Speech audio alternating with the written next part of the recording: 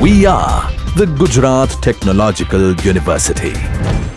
Since its inception over a decade ago, GTU has been empowering young and curating minds to realize their true potential. Over 4 lakh inspired students are enrolled with one of the premier academic universities in India.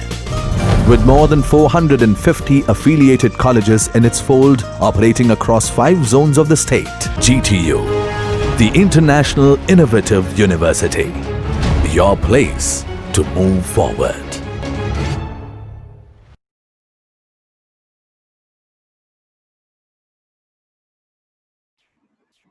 I am Nidhi Kokani, Assistant Professor in Civil Engineering Department, Ali College, Morbi. Here is the list of books from which you can learn different topics on surveying. Before starting of the lecture, let's see the definition of surveying. Hello friends, there are many objects in this picture like multi-story building, sea, desert and a submarine. If we take a linear measurement from a relative position of these objects either on the earth surface or below the earth surface, then this process is known as surveying. Surveying is the art of determining the relative positions of any object on, above or below the Earth's surface. The relative positions are determined by measuring horizontal distance and angle, vertical distance and angle accurately using various surveying instruments. After taking these observations in the field, we have to make various calculations in the office, and from this calculation we can prepare the map and plans. From these map and plans we can plan various civil engineering structure and also select a site for appropriate structures like dam, railways, canals, etc. Today our topic is tachyometry surveying. So let's start with the definition of tachyometry survey. Its uses, principles used in tachyometry survey, methods, and then after there is various examples that I am sharing in this presentation. You have to solve these examples using different methods of tachyometry survey. So let's start with the definition.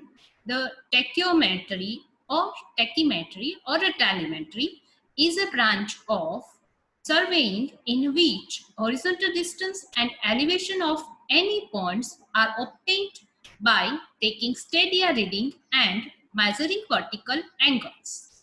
The primary object of tachyometry is the preparation of contour map or plan by both the horizontal as well as vertical control. Also on surveys of higher accuracy, it provides a check on distances measured with the tape. Tachyometry is the term derived from a Greek dictionary which means quick measurement. So this is the system of rapid surveying by which the position both horizontal and vertical of points on the earth surface relatively to one another can be determined without using chain or tap or any separate leveling instruments. For example, let's see there is a deep valley. If we have to find out the distance between these 2 points, then we can do this by tachyometry survey. As well as here is a hilly region. If we set up one instrument on this hill and the second instrument on this hill, then we can determine the distance between these 2 hills, horizontal and as well as vertical difference of the instruments by tachyometry. The second example is stretch of water. Here is a stretch of water. If we install the instrument on this bank and the second instrument on this bank, then we can determine the horizontal distance of this stretch of water. This method is very rapid and convenient, and it is best adapted in obstacles such as steep and broken ground, deep valley, stretches of water, and so on. which make chaining difficult or impossible. There are various uses of tachyometry. The tachyometry methods of surveying are used with the advantage over the direct methods of measurement of horizontal distances and differences in elevations. Some of the uses are as below. Preparation of topographic survey, which require both.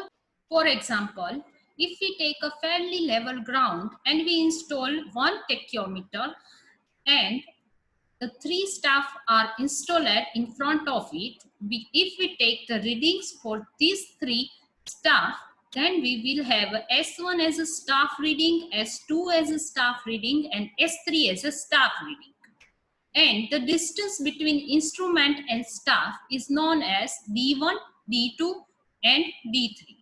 So from the similar isoscales principle, we can say that the perpendicular distance is S1 and base is D1.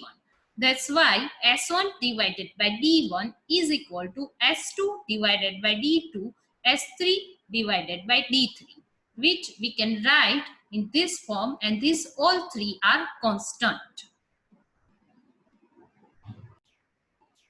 This constant K entirely depends upon the magnitude of the angle beta. Now let's see what is the tachyometer.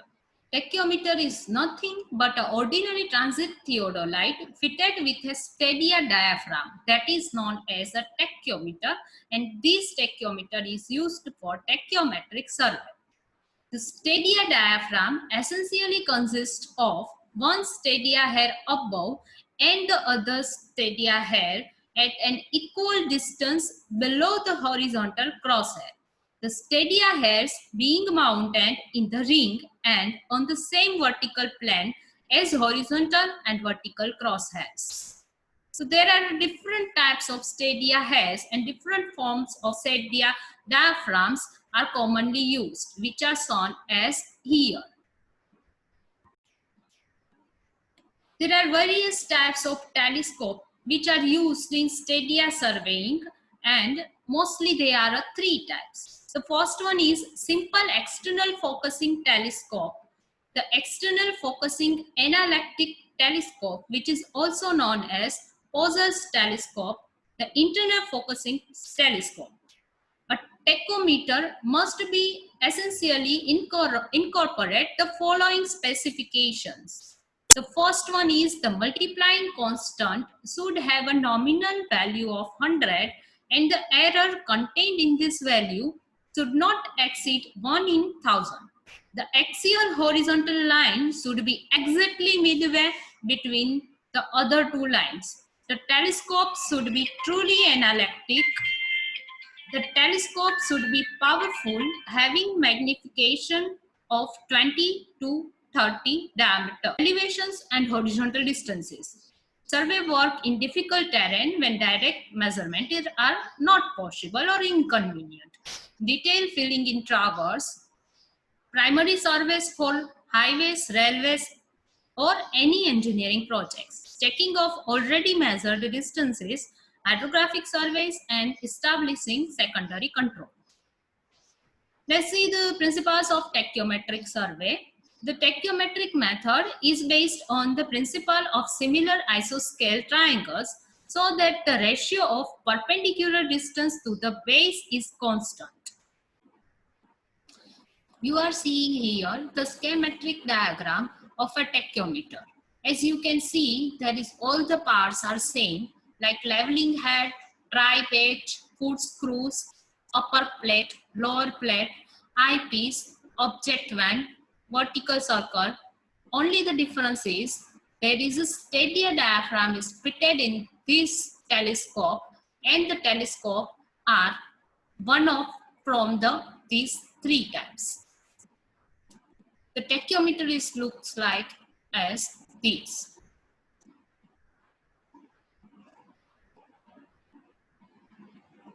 The second instrument that is used in tachyometric survey is a leveling staff and a stadia rod.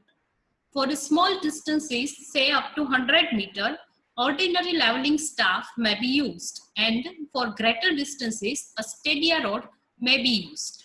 The leveling staff is generally 4 meter and can be folded into 3 parts. The accuracy of leveling staff is up to 5 mm, which means 0.005 meter. The leveling staff is look like this. And a stadia rod, which is usually of one piece and having 3 to 5 meter length. A stadia rod graduated in a 5 mm so that 0.005 meter for smaller distances, and while for longer distances the rod may be graduated in 1 centimeter so that 0.01 meter. After intersecting from a telescope, the stadia rod is look like this. This is a E-phase staff. The name, this is E-phase staff. The name is given because you can see here there is a red and black markings are forming capital E in shape. That's why this is known as E-phase staff. The bottom of the E is read out as a 0 mm and the top of this E-phase staff is read out 50 mm. Each divisions in red, white or black color is made up of a 10 mm. So if you want to read out this staff, then you have to first read out the digits that are given on this staff, and then after you have to count the number of divisions that are containing in the one wants to read out this staff. Then first of all you have to read out the digitals which are marking in red or black color. So let's read out this reading. The reading in digit is 3.0, and as you can see here, this line is at the bottom of E, which means the reading is 3.000. As well, if you can see here that the top of E phase is read out as a 50 mm, which means this reading will be 2.950 meter. Thus, we can take a various reading. Let's look out into another readings. Stadia hairs are bisecting here, then reading will be 3.0, and the stadia hair is exactly bisecting at the middle of this line, and each this division of 10 mm, therefore the middle point will be 5 mm. That's why this reading will be 3.005. The another reading is this. We can write here 3.0, then after we have to count the parts. Here we can see there is a 10 mm, 20 mm, 30 mm, and this is a 40 mm, but the 40 whole the part is not covered on this line. That's why we are writing it is as a 3.038 meter. These are another stadia rods which measured in a foot reading. Now let's see what is the difference between the theodolite and tachyometer. The first difference is that the theodolite measures only horizontal and vertical angles, while the tachyometry used for measurement of horizontal and vertical distances. The theodolite measures angle and tachyometry measures distances. In theodolite survey, distances are measured by chain or tap, while in the tachyometric survey, direct measurements of distances are not possible. Theodolite is suitable for plain and hilly area with less obstacles, while the obstacles like river or broken ground can be covered by tachyometer. theodolite needs to require more stations while tachyometry can be done in less stations. There are various methods on tachyometry. Broadly, they are classified as two types. First one is a stadia method and second one is a tangential method. Stadia method is further classified by fixed hair method and movable hair method. In the fixed hair method, the stadia intercept is taken as a constant and staff intercept can be varies. While in movable hair method, which is also known as substance method, in this method, the stadia intercept kept variable while staff intercept is kept as. Let's see how principles of isoscales are working in tachyometer. So you can see here there are two triangles. One is a smaller triangle and the second one is a bigger triangle. The I stadia intercept is the base of smaller triangle and S is the base of bigger triangle. The perpendicular distance for smaller triangle is V and for bigger triangle it is U. So from the principle of similar isoscale triangles, we can write that V divided by I is equal to U divided by X, or I divided by V is equal to S divided by U is equal to constant. Or we can also write as I divided by S is equal to V divided by U is equal to. In the stadia hair meter, tachyometer is set up at station P and staff is held vertically at another station Q.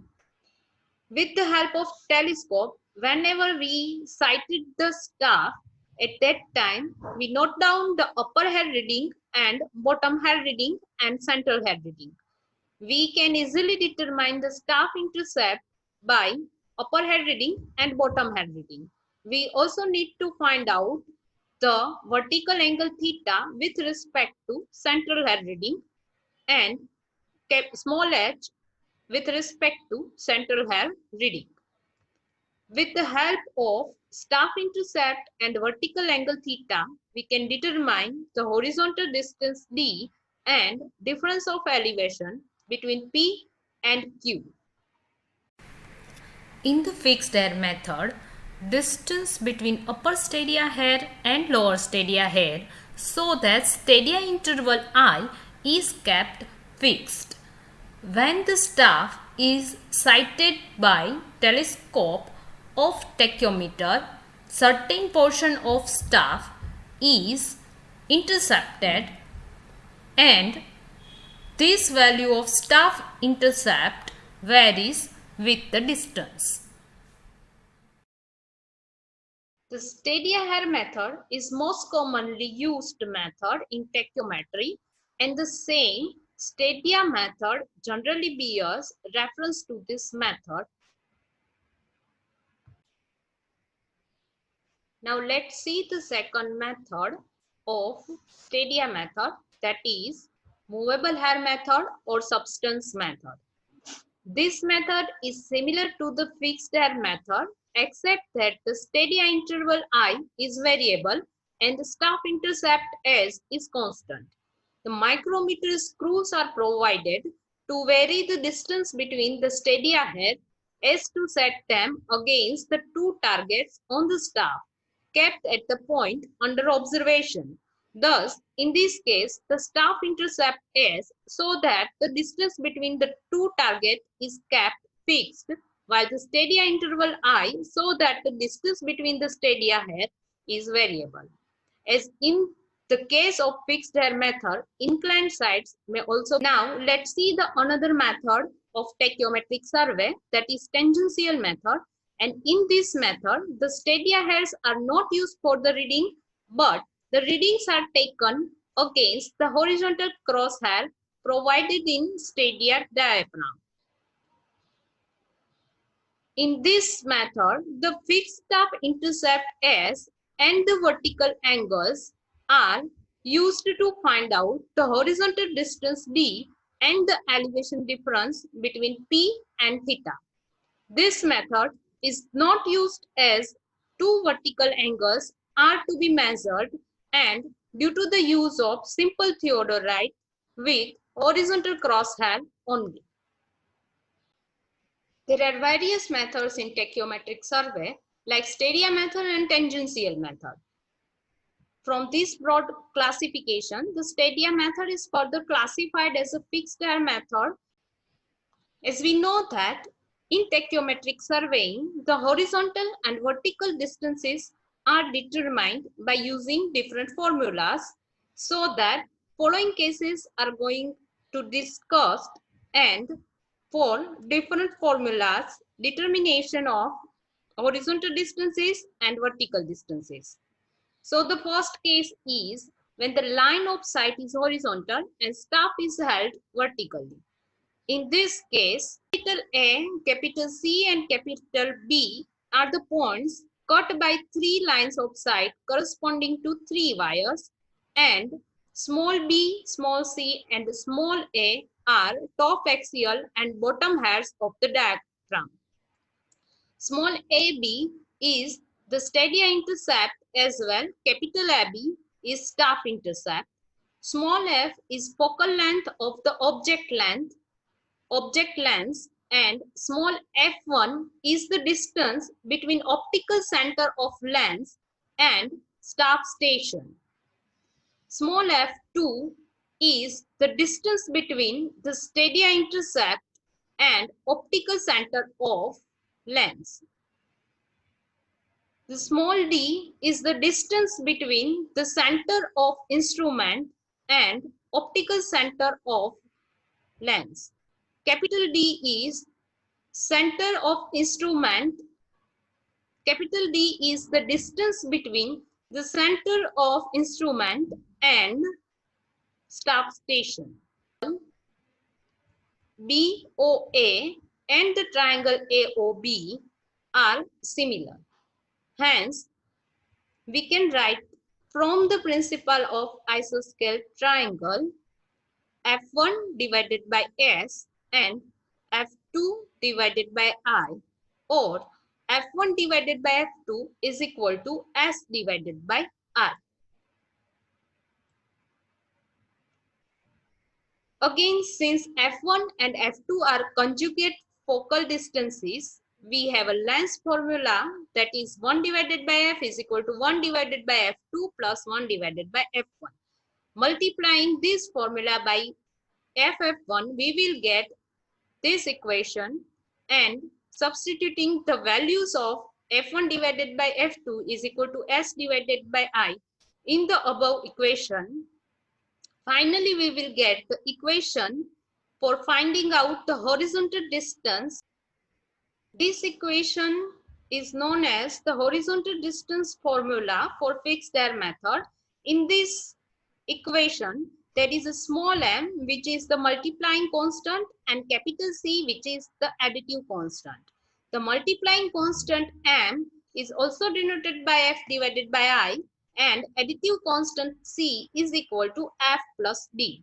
There are some specification for both this constant, which are the multiplying constant is usually kept 100 by manufacturer, and additive constant for analytic lens in the telescope is 0. When the line of sight is horizontal, value of V is equal to 0. So let's move on to the elevation of staff station. The elevation of point Q, so that the RL of point Q can be determined by RL of point P plus HI, which we can get from the reading benchmark and backside reading. HI is equal to benchmark plus BS. Thus, reduced level at point Q can be determined by RL of point P plus HI minus